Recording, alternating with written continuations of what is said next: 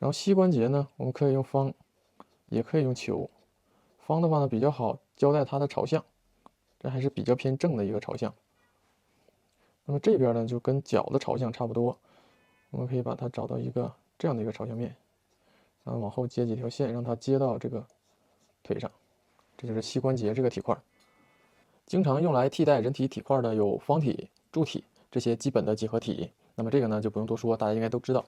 重点是我们怎么样画一个契合模特的角度，怎么样把这个方体的透视和基本的比例找好。那么首先呢是判断这个方体的这个角度，比如说画面中的这个模特，它是一个略微的，就是上半身这个部分呢略微的仰视。我们呢可以借助一些小工具来理解它这个体块的体积朝向。比如说拿这个橡皮，我们找一个和它相似的角度，这个角度差不多比较跟它相似。这是一个略微仰视的，略仰视呢就能看到它的底面，但是呢动态不太像，胸腔是往后仰的，然后呢到骨盆这里呢又折回来，所以说呢，给它掰一下，这样的话就感觉比较像了。那么我就可以按照这个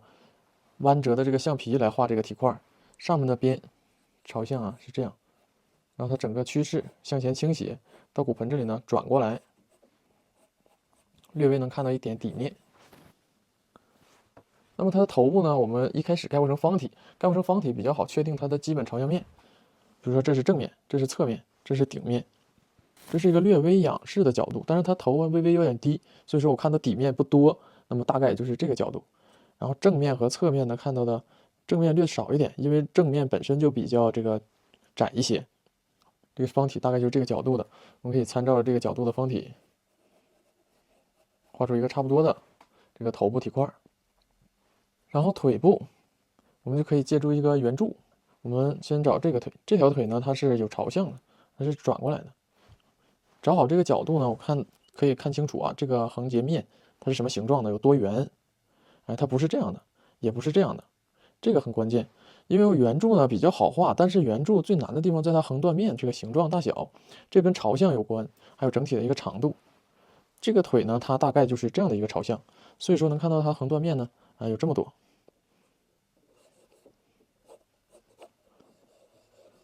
大概它的腿就是这个朝向的，然后这条腿略微的往后收，是直的，然后往后收一点，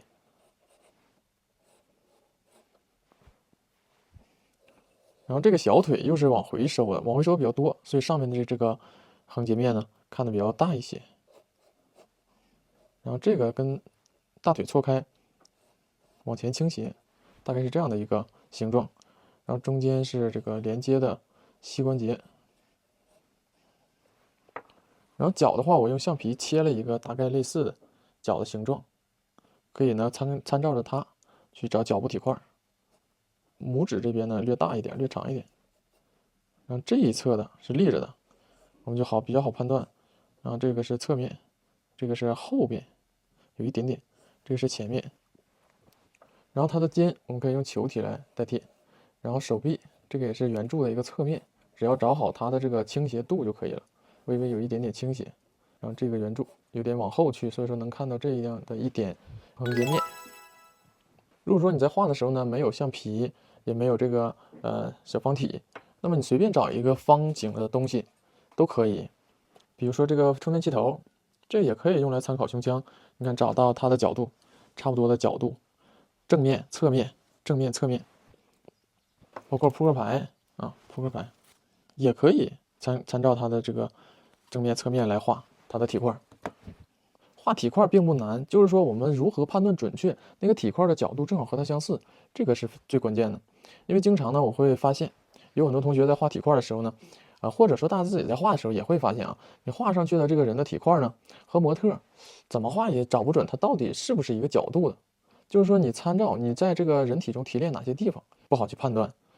它的正面是哪里，侧面是哪里，这个很简单，但是正面和侧面中间那个棱、那个分界、那个交界到底在哪里不好判断。然后下边左右怎么比较，上面左右怎么比较也不好判断。所以说我们借助一些小道具去看它这个体块在空间中的一个朝向、一个状态，这个比较方便，比较容易。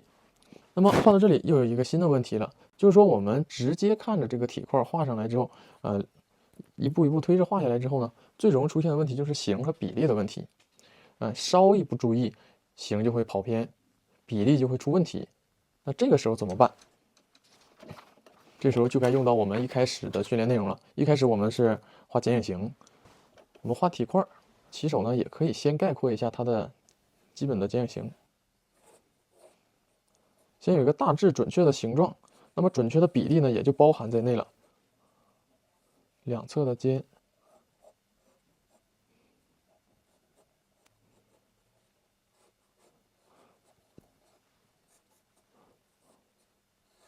中间这个腹形，两侧膝关节的角度，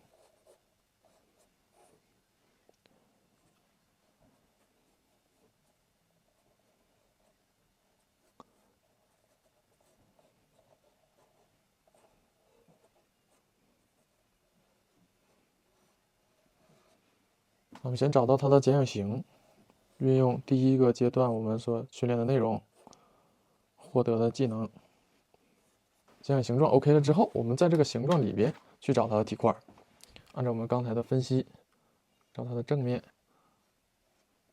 侧面、底面，然后胸腔，根据我们刚才用橡皮参考的，我们可以把胸腔这个形状呢单独画一下，然后骨盆。你看这条线是往前倾斜的，这条线就收回来了。所以说前面这个面，这个是向前倾斜，这个面是收回来的。这就是胯部的体块。这个是这条腿的圆柱，这是这条腿的圆柱，然后小腿的圆柱，然后圆柱下来呢，注意下面呢我给它偏方一点，找一个前面的面和侧面的面，因为前面的面呢对应的是足背。然后给它一个厚度，这个脚部的体块呢就更像一个脚了。然后这个圆柱呢是折回去的，也是找一个前面，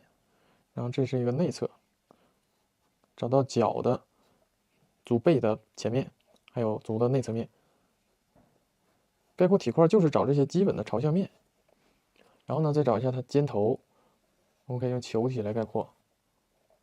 然后它上臂的圆柱呢是一个侧面，所以说呢看不到横断面。然后这个手臂略微有往后走的趋势，所以能看到一点点上这个横断面。然后这一侧的肩头是半个球，颈部的圆柱。那这样的体块呢就搭建起来了。我们再找一下它的中线，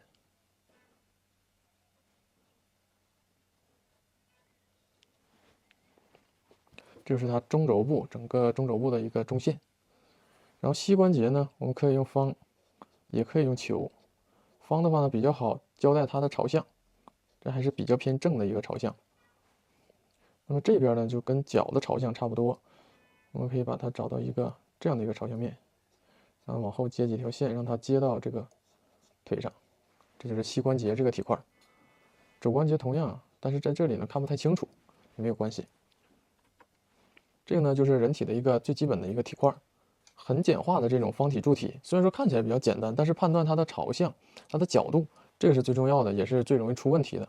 那么我对着一个模特，很难把一个方体契合进去，找不到的时候，你就找一个参考，然后把这个参考呢摆到相应的角度，这样你就会比较容易看到它在空间中的状态。我们应该怎么样去下笔画一个什么角度的体块呢？